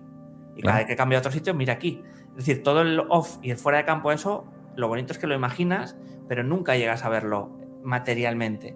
Y creo que eso también es hacer una peli, ¿no? Que el director dirija en cada momento hacia dónde miras. Es un mago al final, ¿no? Mira aquí y ahora vete aquí. Es decir, te está dando la pauta, el compás y el encuadre de una realidad que es, en el fondo, muy concreta. Es decir, es un arquitecto, ¿no? Que te está diciendo, entra a esta habitación y ahora entra esta. Claro. Y ahora vas aquí y ahora baja y ahora sube. O sea, está haciendo un recorrido por su universo arquitectónico, de alguna manera. Y eso es muy mental, ¿no? Y que él, por mucha sensación de exterior que te dé, siempre está... El cine es muy mental. Claro. O sea, muy mental, creo, o sea, como bonito, quiero decir, mental de muchos lugares, pero realmente muy concretos. O sea, no es me voy al bosque y me pierdo en el bosque. O sea, te pierdes de otra manera, ¿no? Porque te lleva por aquí o por allá y te fabulas tú también, o te confabulas, mejor dicho, con ese viaje, o no, pero es esa sensación de que bonita también, de que un artista te está dirigiendo hacia dónde mirar, consciente o inconscientemente. Eso ya podríamos hablar más, pero sí que está esta cosa o esta decisión de que la mirada también es innegociable. Es decir, hacia dónde te digo que mires, puede ser para que mires ahí o para que pienses sobre lo que no estás viendo. Claro. ¿No? Las pelis de terror son un ejemplo clarísimo, las buenas pelis de... Y entonces genera esa cosa de cine... También son esa audacia de narrativa también juega un punto a favor a la hora de esa manufactura de la narrativa, que dices tú, vale, pues tú me estás contando esta historia, pero lo que no me has contado es casi más interesante o porque no querías contármelo. Es esta teoría de los espejos, ¿no? Cuando tú juntas dos espejos separados y creas una realidad completa. Entonces, claro, para mí siempre será que medio espejo eres tú como espectador y el otro medio espejo es la película. Cuando se juntan, explota y genera esa sensación espaciotemporal extraña de continuidad y de magia o sea, se genera un mundo al chocar dos mundos que aparentemente no tienen nada que ver o dos caras que no tienen nada que ver, ¿no? Cuando ocurre, digamos como casi un mecha, ¿no? Un transformer. Se juntan muchos y hacen uno más grande, ¿no? Es decir, el universo crece porque hay una asociación, casi como... Sí, como una ameba, ¿no? Que está en un cuerpo, ¿no? Es decir, genera alianzas y ocurren cosas o no, dependiendo de si se alía y si ocurre ese hecho. Y se retroalimenta. Y de hecho, esta película también es un poco retroalimentación de sí misma y de la propia historia del cine para conformar y para crear esta arquitectura. Antes dije que para mí el delirante es el espectador, el point of view del espectador. Pero si me dices que es el director, también te lo compro. ¿Tú qué piensas? ¿Que es más ambiguo en ese aspecto o crees que está determinado a ser uno u otro? Claro, es que lo interesante para mí es que pueda ser un híbrido de los dos. Todos somos directores porque todos imaginamos dentro de la historia hacia dónde puede ir, qué puede ocurrir y construimos casi el sueño con la película o a través de la película. Y en momentos el delirante seremos nosotros como espectadores, esa vulnerabilidad, y en momentos será el director que te lleva, digamos, a ir más allá, a pensar de otra manera, a ser de alguna manera incluso punky, ¿no? Ese delirante es un tipo, un punk, ¿no? De ese universo. Claro. Que dice, no, yo no quiero esto. Y entonces, claro, cuando de repente el gran otro, vamos a decir, convierte su mundo en lo que siempre había deseado, en su sueño, en el regador regado, en esa fascinación que te hace el cine cuando, yo qué sé, cuando ve a la gente a los Lumière en 1895 y dice, pero what the fuck, que sale el tren de la pantalla, ¿no? Esa fascinación casi de la magia y del prestigio, ahí está el punto, ¿no? Esa frontera de decir, coño, es que es posible todavía esto, ¿no? Yo lo contaba el otro día, cuando yo veo Parque Jurásico y veo el brachiosaurio, yo digo, a ver, señores, yo sé que no existen los dinosaurios, pero ahora veo un puto dinosaurio. Existen durante 2 horas. Son reales, punto. Y cuando acaba la peli, hay ese clic, esa convención de, no, pero que no, pero mientras sí existen. Mientras sí, tío. Entonces, esa capacidad de ilusión que yo creo que es la base del cine, que si la tienes vas a disfrutar mucho de las películas, si no la tienes eres un colgado y eres un cenizo y o sea, necesitamos soñar, pero no en el sentido cursi y bonito, soñar de creer en que un tipo vuela y salva una ciudad, salva Metrópolis, o de que un tío, no sé, en la matanza de Texas matan a 25.000 personas, incluso te gusta un poco, ¿sabes? Dice, pero qué perverso es esto, ¿no? Pero el cine hace eso, ¿no? Que puedas estar en esos lugares sin juicio, ¿no? De que en la realidad dirías, joder, me llevan a preso. Pero de que disfrutes de realidades muy transfiguradas, ¿no? O sea, es decir, si tú y yo salimos con una motosierra a matar a gente no está bien, pero en el cine sí está bien, ¿no? Y disfruta, dices, venga, que la corten otra pierna, que no sé qué. Hay algo muy extraño en eso, ¿no? De la supuesta realidad que podemos vivir, ¿no? De cómo cada uno también interpreta el cine, ¿no? A mí me gusta mucho esta película también porque me lanzó la pregunta de cómo disfruto yo de la película. Claro. ¿Cómo disfrutas tú de esta película? ¿Eres más de los que se ponen en la piel del protagonista, se ponen en la piel de un personaje? ¿Es más figura de director que está continuamente haciéndose preguntas sobre por dónde va a ir? ¿Eres más tipo detective que quieres averiguar lo que está pasando? Exacto. Y esta película lo tiene todo prácticamente. A mí me llevó mucho por esos sitios. Yo soy de los que... parte de lo visual, ¿vale? A mí la película empieza a ganarme con la fotografía. No tengo... o sea, me destapo, no hay otro aspecto. Te tapo los ojos. Y luego soy muy de adoptar el protagonista o un personaje y vivirlo todo con él. Claro. No soy de los que intenta descifrar y estar totalmente luchando siempre con la película, porque no... Eso me gusta hacerlo después. Me gusta hacerlo después. Prefiero primero vivirlo todo y después empezar a hacerme preguntas, ¿no? Eso lo aprendí cuando vi 2001, porque es una película también un poco... que exige, claro. Crítica en ese aspecto, pero en esta película me pasa un poco eso, que durante todos los fragmentos, cada personaje tal, te va llevando de una experiencia y una vivencia que te hace cuestionarte siempre qué es lo que te interesa de esto prácticamente. Y me parece interesante que un producto artístico te lleve por ese camino. Sí, porque genera hipnosis de alguna manera. Sí, lo que ha dicho antes Martín, de que no puede parar de ver y oír de esta película sin haberla visto y que le parece hipnótico, es porque la película es prácticamente una hipnosis. Sí, por lo menos para... Una regresión casi. Sí, no, además regresión porque de alguna manera es como... podría ser vidas pasadas, podría ser reencarnaciones. Hay un concepto muy budista y muy, muy oriental en el hecho de que nunca acaba el viaje, se transforma, ¿no? Que me parece bonito aplicarlo para el cine. Que es un poco esto. Que nunca muere, se transforma, ¿no? En el mundo aquí occidental no estamos muy acostumbrados a ese aspecto, ¿no? Y por eso a lo mejor nos saca un poquito más de quicio, pero a mí me parece súper interesante. Porque lo católico es muerte y castigo. Sí, y después ya veremos, ¿no? Si te has portado bien y dices, joder, es un condicionante muy jodido, ¿no? Pensar que si lo he hecho bien, voy al paraíso, y si lo he hecho mal, o sea, es muy jodido pensar esa bipolaridad. O sea, es muy reduccionista. Y lo otro, de alguna manera, es más un viaje, ¿no? No sé cómo será esa nueva vida. Es más pacífico en el sentido de que ¿qué me va a esperar? A ver qué viene después, ¿no? Claro. Tiene una buena vida o no, pero bueno, ya vendrá algo después. Y lo otro vas con miedo, ¿no? Miedo tanto si es bueno como si es malo. Y dices, joder, es que si me he portado bien, ¿por qué no puedo tener ahora, yo qué sé, una chorrada, voy a decir, un harén de mujeres en el paraíso, ¿sabes? Y dices, no, a ver, es que ya es un condicionante más social de que te hace pensar que el deseo sexual es más o mejor que el deseo de realización o de felicidad o de... Quiero decir, o si no, si te has portado muy mal, pues te van a comer los demonios, te van a hincar los dientes y te van a desgarrar los intestinos, ¿no? Y dices, joder, tengo miedo de morir, ¿no? Es de una manera también curiosa, muy de control en el fondo, muy social, y creo que en lo oriental que también si quieres lo podemos hablar, que hay demonios, hay tal, el concepto, yo lo decía el otro día, el espíritu de la amargura, el demonio de la amargura, sí que tiene un concepto mucho más humano de, vamos a decir, dilema, ¿no?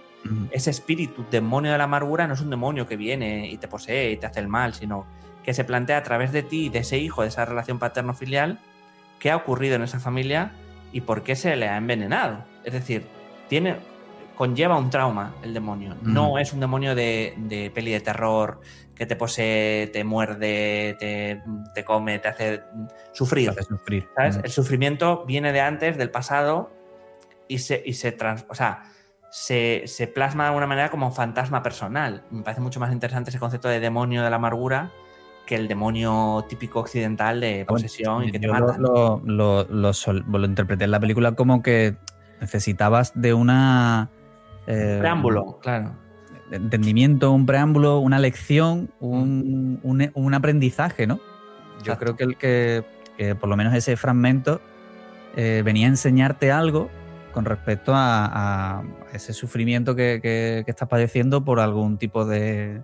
pasado, ¿no? Además porque lo dice el protagonista, dice, tuve que matar a mi padre, o sea, lo eutanasió, ¿no? Es como, claro, es que viene de atrás de que, claro, este tío se ha hecho budista porque tiene una mochila atrás, porque tiene que purgar la culpa y se le aparece, digamos, la representación de su padre, que no lo es, pero que parece su padre, para seguir, ¿no? Para decir, tengo que cerrar aquí, tengo que hacer una catarsis. Y al final los dos se comen las patatas germinadas y es una manera de decir, voy a pertenecer a lo que te hice hacer, de alguna manera, ¿no? Y además ocurre en la peli algo muy chulo, creo que en 2 ocasiones es come la patata, sabes que van a... y corta. Es decir, no el concepto de muerte, pero sí el concepto de error es instantáneo, ¿no? Es como pum, corta. Sí, no tiene ningún beneplácito con el espectador en ese momento, ¿no? Y corta que se transforma en perro y que sale del templo y la maldición, o sea, como que sigue muriendo, da igual lo que quieras escapar, que acabas muriendo porque no has solucionado en tu vida los asuntos que debías solucionar, ¿no? Y probablemente si lo hubieras hecho, ese perro sale y no muere, ¿no? Que también es un poco polar, pero sí que me parece chulo porque acaba muriendo, es decir, no es crudo bonito. Porque al final la lectura y el aprendizaje que sacas de ese fragmento es un poco eso, ¿no? Que no hay... Que te tienes que transformar, es que si no, no sobrevives, claro. En diferentes cuerpos, estados, sitios, no hay otra manera de seguir que cambiar, ¿no? Yo no tengo un fragmento favorito, pero creo que este es de los que más... no sé, a mí me... Cuando terminó el fragmento fue un poco más como decir, aquí hay mucho... Aquí hay mucho fondo. Sí. Hay mucho fondo. Es verdad que el noir es el que se me queda un poco ahí más complejo, porque no termino muy bien de entenderlo, pero como en ese punto de la película todavía estaba pensando que estábamos ante una experiencia sensorial prácticamente, sí. Lo tenía algo como relacionado con el sonido, con escuchar, con eso tal, y no sé si por ahí puede haber algo que rajar. O sea, por ahí tengo alguna... No, porque vienes del primero, que acabas arribísima, sí. O sea, acabas como en el limbo del cine, y este va otra vez a tierra. Entonces es un cambio, un contraste quizá un poco brusco.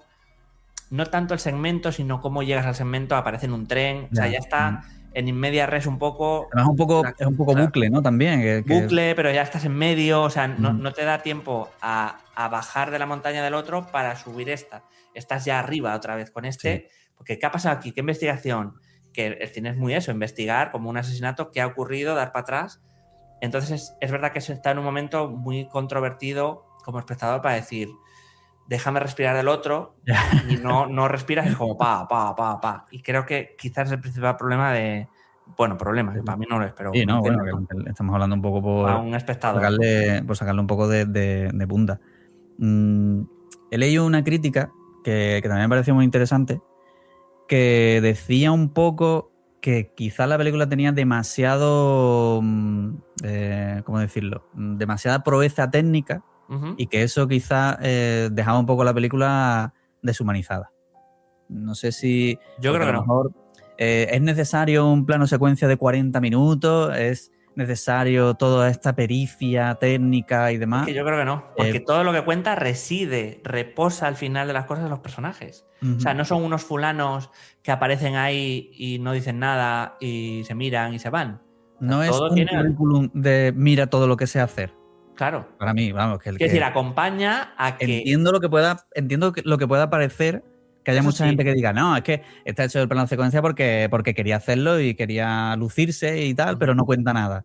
Entonces, bueno, cuenta mucho. O sea, cuenta el cambio de milenio, cuenta las expectativas que tenemos en una noche de fiesta, cuenta el ocaso de Occidente, el cambio también de lo que significa la noche al día, el vampirismo, las fronteras en la que siempre está de cómo luchamos contra la luz del sol, el día, lo habitual. O sea, está contando muchas cosas. Y aparte está contando una historia de amor, Es decir, que tú dices, estos fulanos, y al final, más allá de que te creas o no esa historia de amor, tiene sentido que les ocurra eso en esa noche.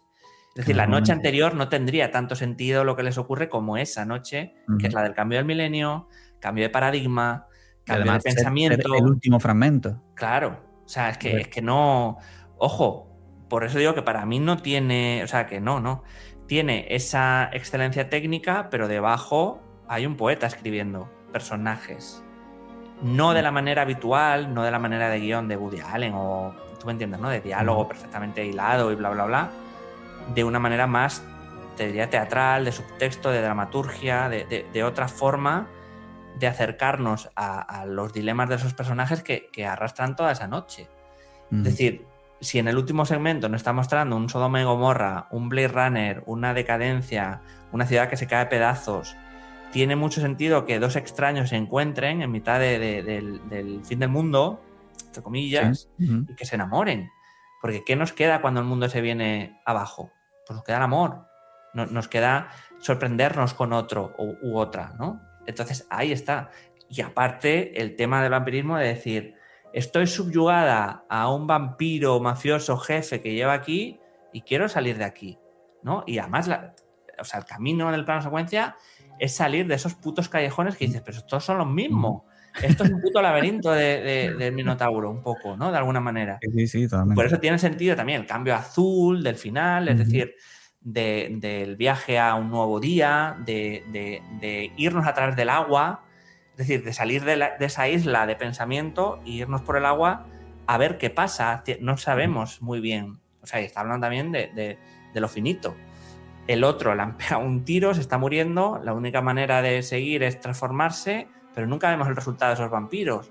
Porque claro, van hacia el amanecer, se van a quemar, van a ser una nueva especie. Claro, yo entendí que fue la manera digamos, de presentar visualmente cómo te despiertas, cómo te transformas, ¿no? O te conviertes en delirante, por así decirlo, dentro de este futuro, ¿no? ¿Cómo puedes hacer posible lo imposible? Yo sí que pienso que aunque les dé el sol no mueren. Que sí, que es el vaso medio lleno, sí, pero es que como no lo veo, lo puedo pensar. Claro. Al igual que otro puede pensar que se mueren. Pero eso es lo guay del cine, ¿no? Esa cosa de decir, cada espectador lo coloca en un sitio que no es evidente que sobrevivan o no. O mejor dicho, no es relevante. Y lo bonito es que cada uno piense que se han salvado, que van hacia otro nuevo lugar, hacia otra nueva vida, o que no, o que se murieron ahí. Pero ese es el punto, que el barco está en movimiento, como el cine, ¿no? Como el rollo. Nunca deja de rodar y tú decides si una película acaba cuando acaba o sigue en tu cabeza.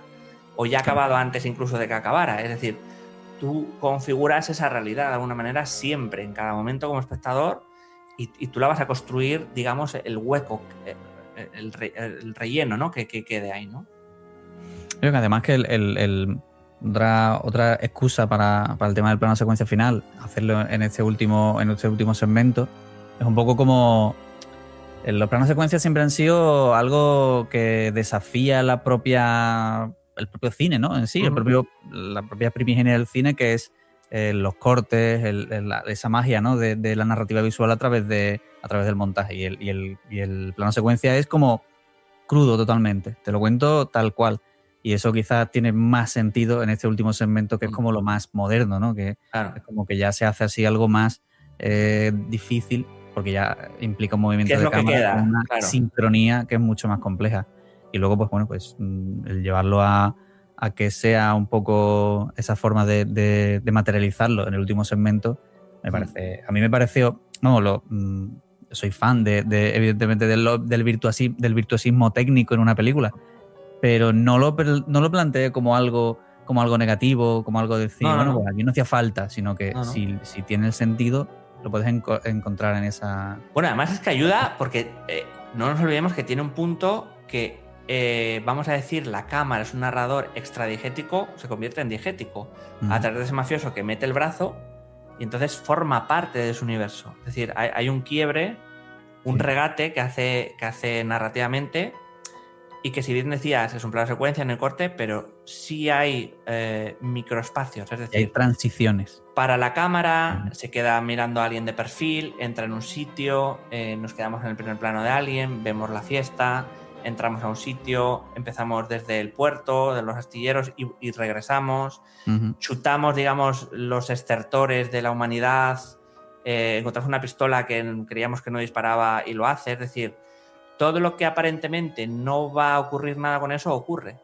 Y por eso se asustan, ¿no? Y dicen, joder, porque claro, el punto no es que la pistola dispare, es que probablemente mi imaginación ha hecho disparar a la pistola.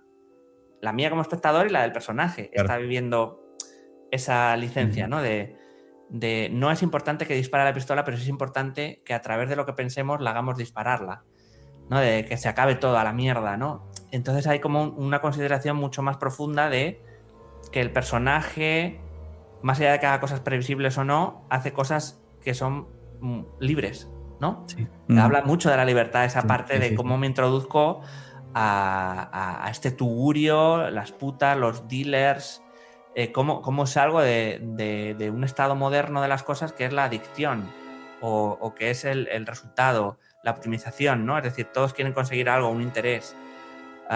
Y cómo paradójicamente también la fiesta, que es este sitio donde nos encontramos supuestamente bien, nos divertimos con amigos, esconde lo más dramático. Es decir, las dos canciones que cantan ellos no son no cantan cualquier cosa.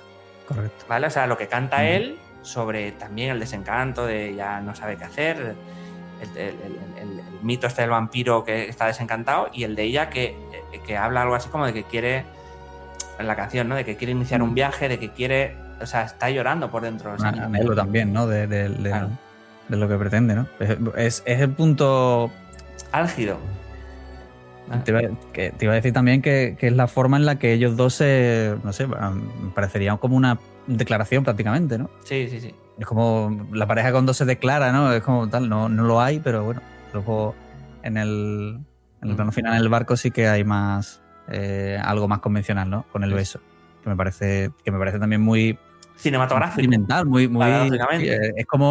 es como que alcanza el clímax comercial, ¿no? De la película, pero está bastante guay. Bueno, y otra cosa de los besos, que no vemos últimamente muchos besos en el cine, y es un elemento tan absolutamente cinematográfico como el western, es decir, como ver a un tipo encima de un caballo mirando el horizonte. Un beso, pero yo creo que es algo más.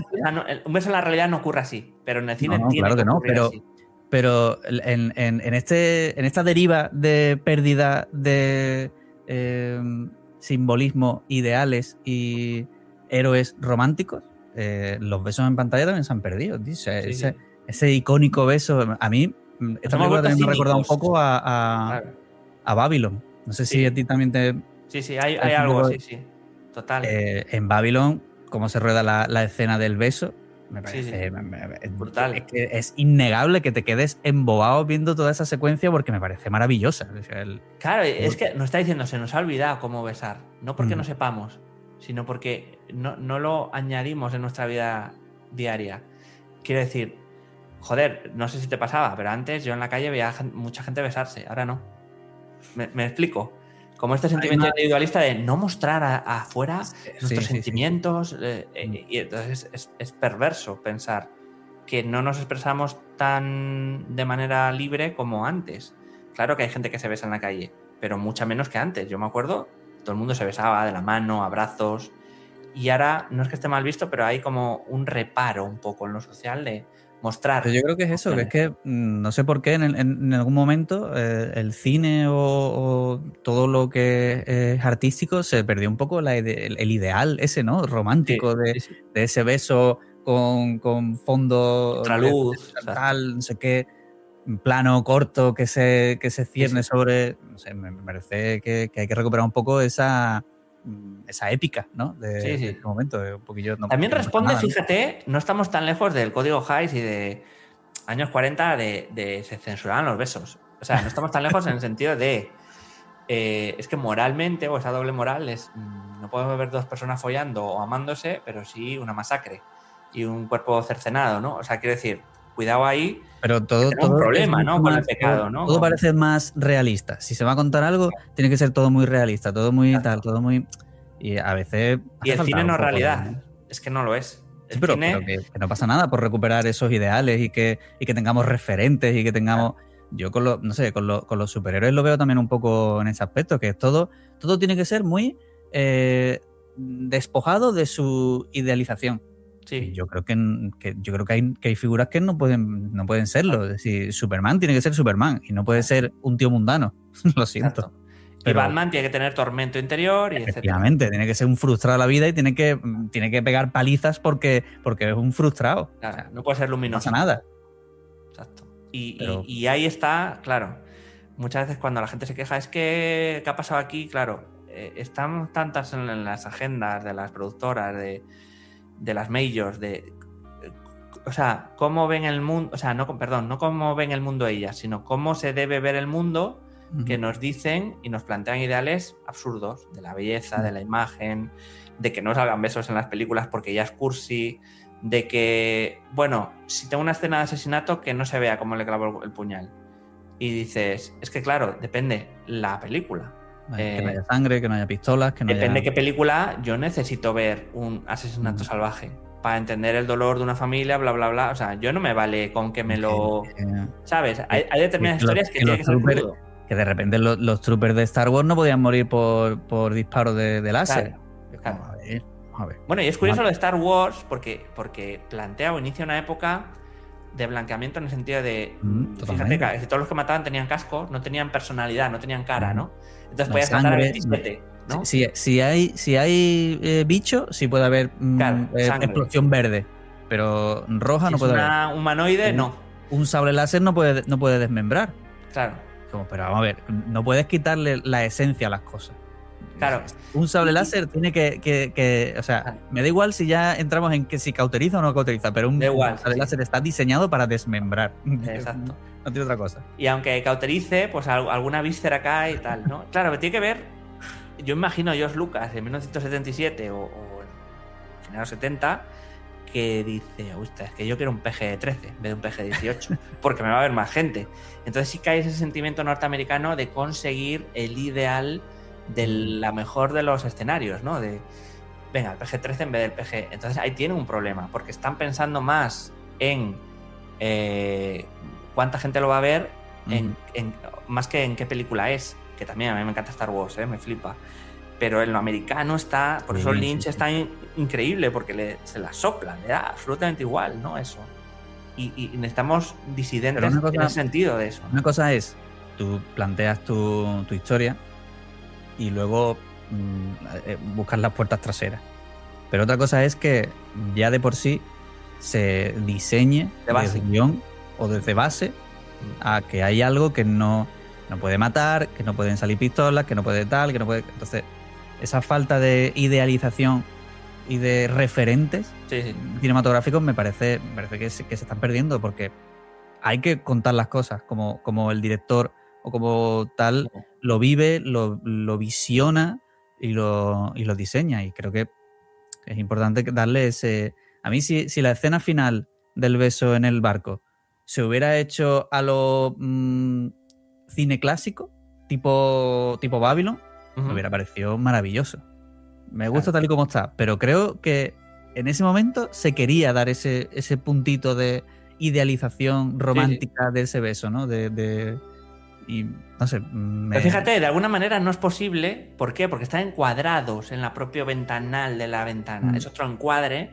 Es decir, lo que decíamos antes, no pueden salir de ahí. No puede ser de lo general a lo pequeño. O sea, tiene un sentido en el fondo, ¿no? Creo yo. Y claro, sería más bonito como tú dices, probablemente, por supuesto, el barco y no sé qué. Pero fíjate dónde está el punto de vista. El punto de vista siempre está al horizonte. Nunca vemos la cámara desde afuera del barco hacia ellos, hacia su cara. Y tiene un sentido, porque el plano secuencia te hace sentir desde el personaje, desde el cogote, hacia dónde van. Entonces, claro, para mí no podría ser de otra manera mejor, aunque hubiera formas mejores de rodarlo. Sí, está claro. Estoy totalmente de acuerdo contigo. No es que... Es curioso, ¿no? Sí, a mí vamos, ya te digo que me parece fascinante esta peli por eso, ¿no? Porque encuentras recovecos y encuentras temas y fondos donde parece que aparentemente no hay nada, pero la propia génesis de la película te está diciendo... por aquí. Efectivamente, tú estás en una defensa de tu identidad en un mundo que está totalmente defenestrado y que ya no hay ideales y que todo el mundo es gris y es rectangular y hace todo el mundo lo mismo. Y consigues llegar a ese punto de decir, tío, todo lo que es maravilloso es la ensoñación, el idealismo, el llevarte de repente por tus impulsos. Casi te diría, Miguel, ahora que me ha venido, que ese barco es un búnker, el búnker de ellos dos. El búnker ante el fin del mundo, ¿no? ¿Qué pasa? Que tiene una ventana hacia el mundo, no sé, es que intento buscarle a lo mejor, no sé, alguna metáfora al barco, pero claro, es que un barco es algo en lo que tú partes, algo donde tú vas y dices tú, vale, eso lo tengo claro, pero estamos en el fin del mundo. Si todo se acaba y ellos se acaban... Es mi lugar seguro. Pero claro, un barco es... Ya está. Partimos hacia tierras imperecederas, ¿no? Como dirían en El Señor de los Anillos, ¿no? Es y fíjate, la forma de ascender al cielo, ¿no? Claro. Fíjate también que curioso que está toda la colorimetría en azul y cuando les dejamos de ver, cuando ya nos aparecen en plano, la lona que tiene se convierte en rojo. Es decir, esa sangre es el motor de ese viaje hacia ninguna parte. También es muy bonito pensar metafóricamente que la gasolina, digamos, de las ilusiones y de los sueños tiene un precio, ¿no? Claro. Que somos nosotros y lo que dejamos atrás y que morimos no solo materialmente, sino que al morir, digamos, plantamos una semilla para lo siguiente. Entonces a mí me gusta pensar que por eso se pone roja, porque es la propia gasolina del barco, ¿no? O sea, nuestros sueños, ¿no? Es lo que dirige el barco hacia lo siguiente, ¿no? Claro, yo creo que al final, bueno, la lectura de la película es un poco esa, ¿no? Que el precio merece la pena. Sí, sí. O sea, el soñar tiene un coste, pero ese coste merece la pena. Por la experiencia vivida, por el recorrido, por el... Te consume, claro. Efectivamente, pero que el que te consuma no es malo. No, claro. El paso del tiempo es bueno, que vivir las experiencias es lo bueno. Lo malo es quedarte anclado siempre en un mismo momento, en un momento determinado. Y yo creo que para como lo plantea la película, me parece maravilloso. O sea, bueno, y cuando... Es que me acuerdo ahora, no sé si es spoiler o no. Bueno, no te voy a decir dónde es, pero bueno, ocurre... No creo que sea una película en la que los spoilers vayan a tener un momento importante. Por Largo Viaje hacia la Noche, que creo que tiene mucho que ver, hay un momento que hay una varita de estas de fuego artificial, como un fósforo, ¿vale? Sí. Entonces hay una metáfora muy bonita sobre lo transitorio y lo que queda. Entonces tiene mucho que ver con lo que ocurre ahí, dónde queda el plano, el barco hacia el amanecer, y sigue rodando el barco, es decir, sigue avanzando. Creo que tiene mucho que ver con la suspensión de las cosas que hace el cine, de que te puede dejar, como pasaba al final de Origen, ¿no? Es realidad, es sueño, pero no, lo importante no es eso, lo importante es que sigue girando la cosa, de que hay un motor que casi podríamos decir infinito, que no va a acabar. Y tanto en Largo Viaje hacia la Noche como aquí, casi te dejas suspendido en un lugar que tú vas a viajar donde quieras. Sí. Es decir, el barco se para, el barco sigue, el barco vuela, el barco, lo que quieras saber, lo que quieras imaginar es posible. Y lo suspende justo y corta. Y ya es el epílogo en Resurrection. Y en Largo Viaje hacia la Noche hace pero vamos a decir, un ensayo, yo diría, sobre la existencia, sobre el tiempo, o sea, muy chulo, con algo pretendidamente muy pequeño, ¿no? Como es el fuego que se extingue, y aquí también hablamos de la cera, de que se degrada, ¿no? Y bueno, y la parte final, que me parece muy, muy lógica con todo lo que ha pasado en la película, que es como una especie de coda de epílogo y muy chulo de, vamos a decir, el teatro de los sueños, ¿no? Sí, Toda sí, esa sí. catedral y ese especie de hecho teatral entre bambalinas, de cómo ella le prepara, le maquilla, es decir, del trampantojo también que es el cine y que de alguna manera nunca va a morir. También ocurría en Sí, Babylon, que mantener, hemos hablado antes, ¿no? De esta de que cosa la de llama lo infinito, ¿no? yo, vamos, por lo que interpreto yo es que como que la llama se mantiene viva por la gente que va al cine. Claro. Es tu mirada y tu vivencia, Claro. tu pacto con la película, con ese momento, con tus sueños, porque le hemos dicho antes que las películas son sueños. Eso lo mantiene vivo una y otra vez, ¿no? Y creo que incluso al principio, no sé si en el prólogo que dicen que como que esto queda para la posteridad, que Claro. no sabes quién la va a ver ni cuándo, pero esta queda ya grabado y queda registrado. Y es como, vale, esa vivencia es imperecedera.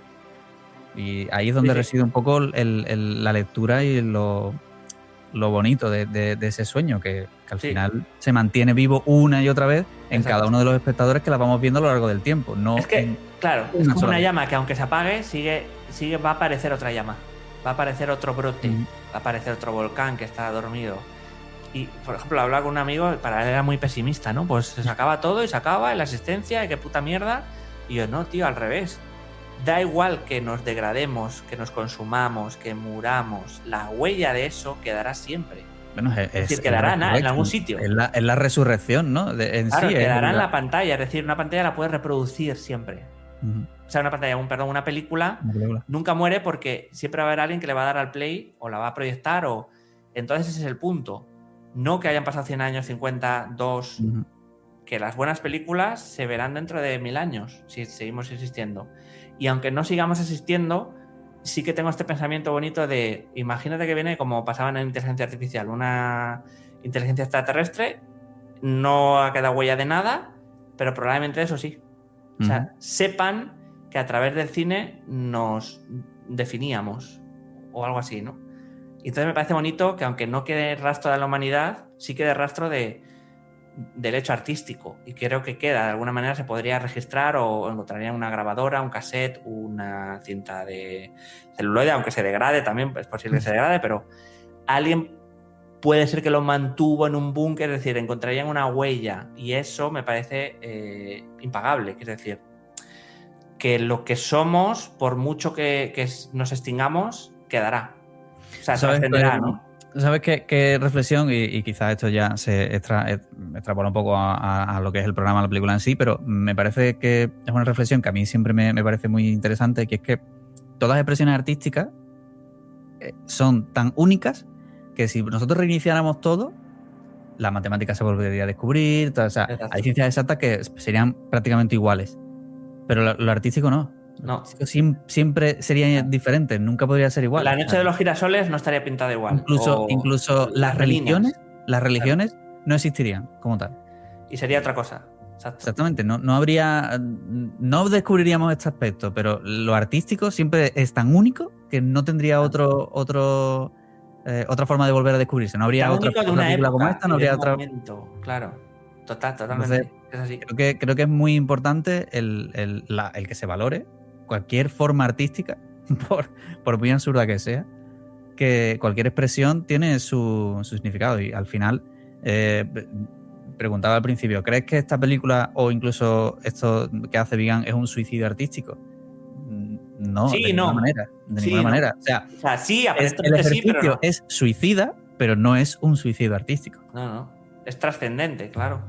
Por eso toda la gente que dice... ¿Tú piensas que esta película va a suponer una trascendencia en el panorama cinematográfico o al final pasará? Sí. Porque... Claro, es que como esto es como todo, desde el punto de vista mental de cada uno, no significa nada, pero para mí sí. Pues para mí es una de las películas indispensables del siglo XXI, vamos. Y lo supe cuando acabó y lo dije, lo vuelvo a decir. ¿El tiempo al final le irá dando más importancia? Es que me da igual. O sea, para mí no es relevante, quiero decir, ya lo es. Conversaba aclaradamente en la crítica que hicimos y decía uno, no, para ser de culto tienen que pasar los años y bla, bla, bla. Entonces, claro, el relato de eso es como, tiene que ser de una manera que no sé quién ha dicho, de reparte carnets, ¿sabes? Y entonces yo decía, no, puede ser de culto instantáneo. Dudo mucho que cuando se terminó Blade Runner y se estrenó, la gente dijera, uy, esta es película de culto. Claro. Y dudo mucho que pretendieran que los directores... Es que igual, si alguien lo pensó en su momento, es loable. Y si alguien pensó que no, también. Es decir, no hay una manera de determinar, o sea, una manera estricta.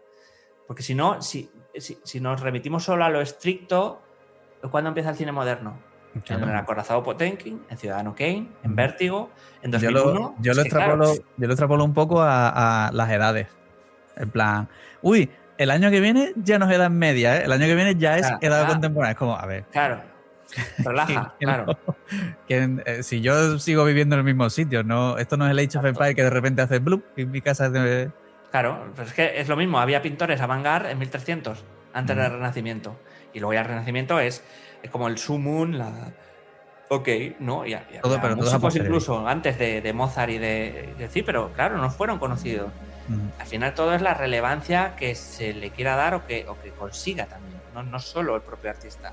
Pero todo Van Gogh, que murió, lo que decíamos, murió en la pobreza, murió ahí sin reconocimiento, y luego, pues, de los cuadros más vendidos, o sea, de más valor vendidos, bla, bla, bla. Es que es relativo, ¿qué es?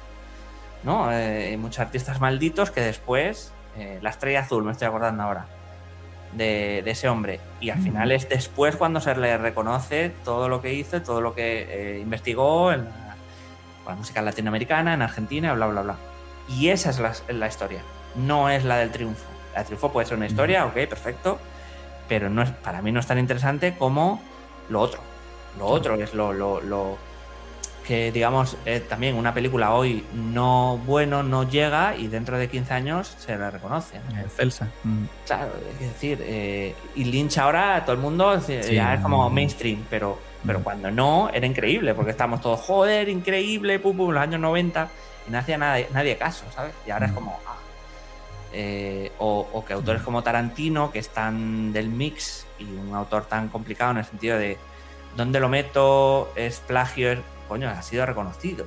Y también en los principios de los 90 era como este fulano, y ahora es uno de los más importantes, o sea, nadie duda, aunque te guste o no, es que claro, la gente va mucho lo que a mí me gusta, lo que no me gusta, ¿no? Pero ahí no puedes determinar, tienes que ser crítico de decir, a mí Titanic es una película que no, pero no puedo dejar de reconocer su hallazgo y su valor en los 90, en lo que consigue, y etcétera. Es que son cosas diferentes, ¿no? Entonces, hay que saber salirse de uno para no sé, asumir, para también confirmar cosas que aunque no te guste mucho de todo decir, pues son así. Es que... Sí. De hecho, creo que es una de las mejores lecturas que se puede hacer de esta peli. Incluso si buscamos una enseñanza de esta película, yo creo que puede ser la de que hay que darle oportunidad y hay que salir de nuestra zona de confort para entrar en este tipo de experiencias. Sí, totalmente. Es que no hay más. Y es una época muy difícil para pensar, quiero decir, para pensar, no, para dar el brazo a torcer. Es decir, bueno, a mí no me gusta, pero joder, tengo que considerar que esto significa algo, que esto es importante, que joder, que no hacerme el listo de no sé qué, no, creo yo. Igual estoy loco. Yo te reconozco que iba con un poco de miedo porque de esta peli, como ya había visto un poco en cuanto a tráiler y demás, y venía con el run y tal, iba con un poquito de miedo porque decía, verás tú que a mí esto ahora no me va a gustar, pero en el fondo sabía que esto es un poco mi estilo y es lo que a mí me gusta. Pero si no hay esto, ¿qué hay? La comedia francesa absurda, tonta, para viejos. La familia Benetton, con todos mis respetos. Es decir, cine manufacturado, ok, perfecto. Sí, que la gracia del cine está en encontrar tu parcela. Pero que yo agradezco mucho que haya valientes, que haya suicidas creativos que vayan a esto. Porque yo creo que el horizonte creativo se empuja con estas cosas. Totalmente. No se va a empujar con algo que ya tienes controlado. Con un remake, preguntándole a la IA cómo empujamos el techo creativo, no lo vamos a solucionar. No, claro. Y esto, vamos, si algo también puede también se puede sacar de esta película es eso, que lo establecido no va a llevarte a límites que no conoces. Solo lo desconocido puede llevarte a un espacio donde tú encuentres algo diferente. Y exacto, y que un tipo como este viva lo que decíamos antes, que lo viva de una manera libre. ¿Es esta la película la que he decidido que es? Ya está. Adiós. No pensar en tanto en el resultado, en si gustará, porque tienes todas las de perder con ese enunciado, ¿no? No, es que teníamos, muchas veces pasa en cine español, un thriller y tal, y actores conocidos, y da igual lo que digas. Si la gente no va a verla ese fin de semana, adiós, chao. Y es muy triste, muy duro. Yeah. Pero no va de lo bien que lo hicimos. Va de que resulte, y a veces las cosas resultan y a veces no, por muchas circunstancias, no por la calidad de una película. Y además es que lo sabemos, de muchas películas que en su momento no, un fracaso, y después se convierten en indispensables o digamos referentes, ¿no? de cualquier época, género, etc. Entonces el cine no va de tener éxito, el cine va de que sea cine, de que sean buenas pelis. Y como con las canciones también ocurre, ¿no? Discos malditos que no, y después resurgen como un ave fénix, porque claro, la gente dice, hostia, es que esto tenía valor, es que esto no se publicitó en su momento como debía o lo que fuera, me da igual. Y al final el tiempo es verdad que sí que tiene ese punto de hacernos ver con distancia y apreciar, yo creo, más, ¿no? Pues mucha gente se da muchos palos, ¿no? Pero yo qué sé, es como todo. La gente que quiera dar palos lo seguirá dando. La gente que no irá a otro sitio a querer el cine, ¿no? Yo desde aquí, ya te digo que lo que pretendo es intentar animar a la gente a que encuentre experiencias diferentes y que las disfrute y sepa por lo menos disfrutarlas, y que le den la oportunidad a este tipo de experiencias, a este tipo de películas, a este tipo de historias, porque merecen la pena ver ese contraste con respecto a lo que solemos tener en el mercado hoy en día. Y creo que incluso si tienes la gran oportunidad de verla en pantalla grande, ya es... Corre a verla. Correcto. Porque además la van a quitar en 2 semanas. No, bueno, aquí ya te digo, estuvo 2 días y suerte que vino, ¿eh? Porque, claro. No, una semana, exacto. Yo creo que por las localidades de alrededor aquí no ha pasado. Suerte que hay también románticos que se atreven a meterla. Y aquí en Málaga llegó una semana tarde. Es como, vale, ok. Bueno, pues ya está. Es que los malagueños siempre tenéis que tener algo ahí. Pero bueno. Pues nada, John, yo creo que se ha quedado buen momento para cerrar el directo. Muy buen directo, creo. Bueno, salido cosas muy guays. Te agradezco mucho. Ya sé que no era plaza fácil porque un mano a mano y además con esta peli no era algo sencillo. Te agradezco mucho el que hayas estado aquí. Pero somos suicidas, Miguel. O sea, no hay problema ahí. Yo confieso que si no hubiera tenido a nadie hoy, hubiera sido la primera vez que me hubiera lanzado solo. Ajá. Bueno, valiente. No sé cómo hubiera salido. A lo mejor hubiera durado 15 minutos, pero lo hubiera hecho solo. Porque tenías la necesidad de hacerlo, pero eso es bonito.